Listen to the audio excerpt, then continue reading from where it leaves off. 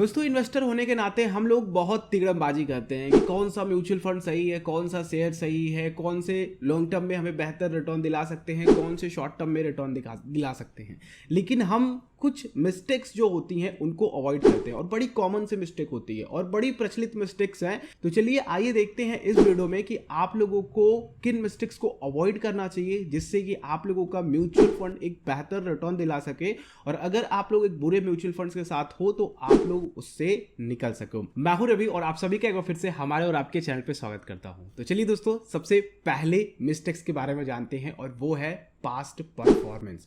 देखिए, past performance is good. अगर आप लोगों को किसी की भी एलिजिबिलिटी चेक करनी है, अगर आप लोग अपनी कंपनी में किसी एम्प्लॉय को हायर कर रहे हो तो आप लोग उसकी पास्ट रिकॉर्ड को देखते हो कि आखिर उसने पिछली कंपनी में या फिर उसके एक्सपीरियंस क्या है। लेकिन अगर आप लोग म्यूचुअल फंड में आ रहे हो और केवल पास्ट परफॉर्मेंस को देख करके इन्वेस्ट कर रहे हो तो फिर आप लोग बहुत बड़ी मिस्टेक कर सकते हो।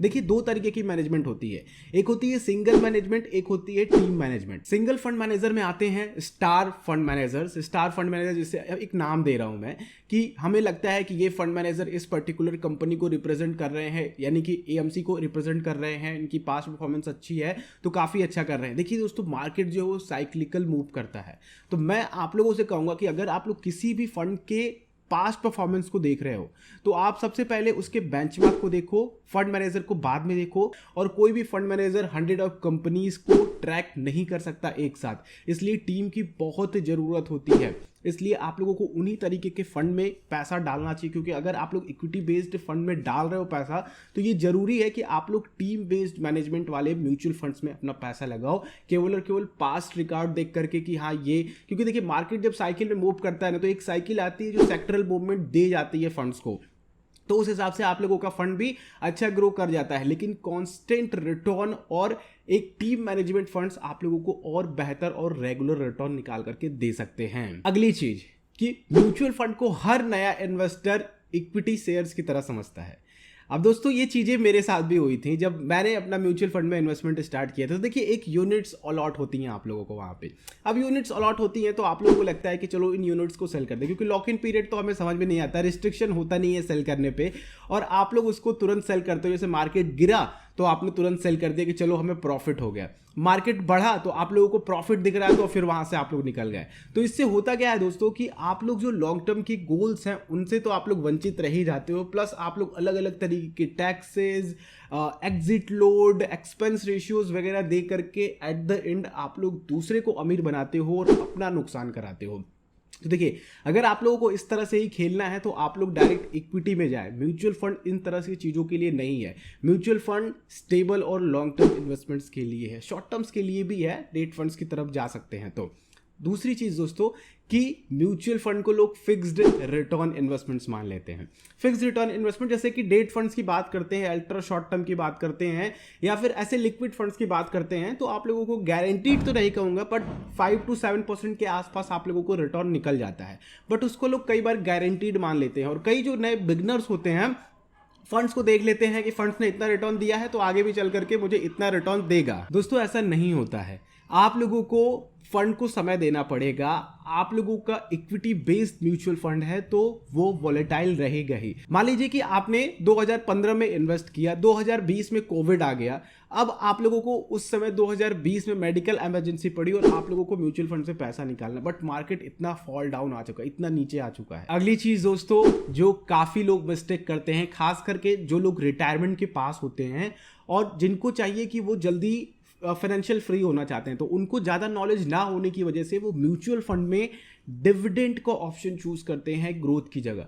देखिए दोस्तों, म्यूचुअल फंड में डिविडेंड तो आप लोग भूल ही जाइए। डिविडेंड ऑप्शन तो मुझे नहीं लगता कि कभी भी इसमें कारगर होता है। डिविडेंड यहाँ पे 6-6 महीने पे, साल भर पे मिलते हैं। कोई कभी कभी आप लोगों का हुआ तो 3 महीने पे आपको डिविडेंड मिल गया। लेकिन डिविडेंड के लिए आप लोग म्यूचुअल फंड में इन्वेस्ट मत कीजिए, आप लोग यहाँ पे फंस सकते हैं। अगर आप लोगों को डिविडेंड चाहिए ही तो आप लोग इक्विटी की तरफ जाइए। इक्विटी में ऐसे बहुत सारी कंपनीज हैं जो आप लोगों को अच्छा डिविडेंड देती हैं, जैसे कि तेल कंपनीज हो गई, फाइनेंस कंपनीज हो गई, टेक कंपनीज हो गई। बहुत ऐसी कंपनीज है दोस्तों जो काफी अच्छा डिविडेंड देती हैं। तो आप लोग कभी भी, मैं कहूंगा कि म्यूचुअल फंड में डिविडेंड ऑप्शन को मत चूज कीजिए, ग्रोथ ऑप्शन को चूज कीजिए। ये आप लोगों को को बेहतर रिटर्न निकाल करके दे। हाँ, अगर आप लोग म्यूचुअल फंड से चाहते हैं कि आप लोगों को पेंशन जनरेट हो तो SWP का ऑप्शन चूज कर सकते हो। उसके लिए मैंने एक डिटेल वीडियो आप लोगों को चैनल पे दे रखी है। अगली चीज दोस्तों जो इस समय काफी ज्यादा ट्रेंड में चल रही है और मुझे काफी लोग मैसेज करते हैं, जैसे कि 2021 के लास्ट में किया था और 2019 के लास्ट में किया था, वो है दोस्तों अपने म्यूचुअल फंड से निकलना। म्यूचुअल फंड से दोस्तों लोग बहुत जल्दी निकल जाते हैं, बहुत पैनिक होकर के निकल जाते हैं। अभी मार्केट डाउन है ना, तो बहुत से लोगों के पोर्टफोलियो में डाउन हो रहे हैं, तो वो अपने मुझे पोर्टफोलियो के स्क्रीनशॉट भेज रहे हैं कि सर ये बताइए कि मुझे कौन से फंड से निकलना चाहिए, क्या करना चाहिए, इतना लॉस हो रहा है मुझे। तो मैं सिंपली कहता हूं कि आपने इन्वेस्ट क्यों किया है। अगर आपने लॉन्ग टर्म के लिए इन्वेस्ट किया है तो फिर आप बने रहिए। ये सही समय है आप लोगों के पैसे को एवरेज करने के लिए, आप लोगों के यूनिट्स को एवरेज करने के लिए। तो दोस्तों आप लोग अपने म्यूचुअल फंड को कभी भी बहुत जल्दी पैनिक होकर के विड्रॉ मत कीजिए या फिर SIPs को मत रोकिए अगर मार्केट गिर रहा है तो। आखिरी चीज, और मोस्ट ऑफ द पीपल नहीं कहूंगा बट कई लोग हैं जो ऐसा करते हैं और मेरे पास जितने मैसेज आते हैं उनमें तो यही मुझे दिखता है कि उनके पास प्रॉपर गोल नहीं होते हैं उनके इन्वेस्टिंग को लेकर के, उनके एसेट्स एलोकेशन को लेकर के। कई लोग मुझे मैसेज करते हैं दोस्तों कि सर मेरी इनकम इतनी है, मैं म्यूचुअल फंड में इतना इन्वेस्ट कर रहा हूं, तो क्या ये सही है? तो उनका तो भैया चलो मैंने उनकी हेल्प कर दी, लेकिन ऐसे बहुत से लोग मुझे मिलते हैं दोस्तों जो कि म्यूचुअल फंड में बहुत ज्यादा इन्वेस्ट कर रखे होते हैं या फिर उनको प्रॉपर नॉलेज ना होने की वजह से किसी पर्टिकुलर फंड में बहुत सारा पैसा डाल रहे होते हैं। एसेट एलोकेशन एक अलग चीज होती है, जैसे कि आपको म्यूचुअल फंड में पैसा डालना है, आपको रियल एस्टेट में पैसा डालना है, आप लोगों को मेटल्स में, गोल्ड में पैसा डालना है, कमोडिटी में पैसा डालना है, प्रॉपर्टीज में पैसा डालना है, वगैरह वगैरह। इस तरह की चीजें होती हैं एसेट एलोकेशन में, लेकिन उनको प्रॉपर गाइडेंस ना मिलने की वजह से उनका प्रॉपर गोल नहीं बन पाता है। उनको पता नहीं होता कि इस एसेट में किस तरह की पॉसिबिलिटी है, किस तरीके के रिटर्न यहां से निकल सकते हैं।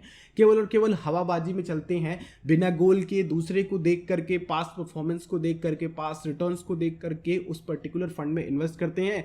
जब मार्केट गिरता है तो एज इट इज, जैसे कि मैंने आप लोगों को पिछली मिस्टेक्स बताई कि पैनिक में वो अपने म्यूचुअल फंड की या तो SIP रोक देते हैं या फिर उसको बेच डालते हैं। आई होप ये कुछ मिस्टेक्स हैं, बहुत ही कॉमन मिस्टेक्स, और इन मिस्टेक्स को दोस्तों जब म्यूचुअल फंड को पिक करते हैं तो उस समय ध्यान में रखते हैं कि ये चीजें ध्यान में रखनी है। आई होप मेरी बातों को आप लोग कैच कर रहे होंगे, पकड़ रहे होंगे, और अभी आप अपने म्यूचुअल फंड में जाकर के देखेंगे कि क्या चल रहा है और किस तरीके से आप लोगों को अपना एसेट एलोकेशन या फिर आप लोगों के रिटर्न या फिर इन्वेस्टमेंट प्लानिंग आप लोग करनी है और किस तरीके के मिस्टेक्स को अवॉइड करनी है। वीडियो अच्छी लगी तो जरूर लाइक कीजिएगा, दूसरों के साथ शेयर कीजिए, चैनल पर अगर आप लोग नए हैं सब्सक्राइब कीजिए और बेल आइकन को क्लिक करेंगे तो आने वाली वीडियोस की नोटिफिकेशन आ सकेंगे। आप लोग मुझे इंस्टाग्राम पे अपने क्वेश्चंस, अपने पोर्टफोलियो को सेंड कर सकते हैं, मैं वहां पे आप लोगों को जरूर रिप्लाई करूंगा। हम लोग नेक्स्ट वीडियो मिलते हैं। आप लोगों का दिन शुभ हो। जय हिंद।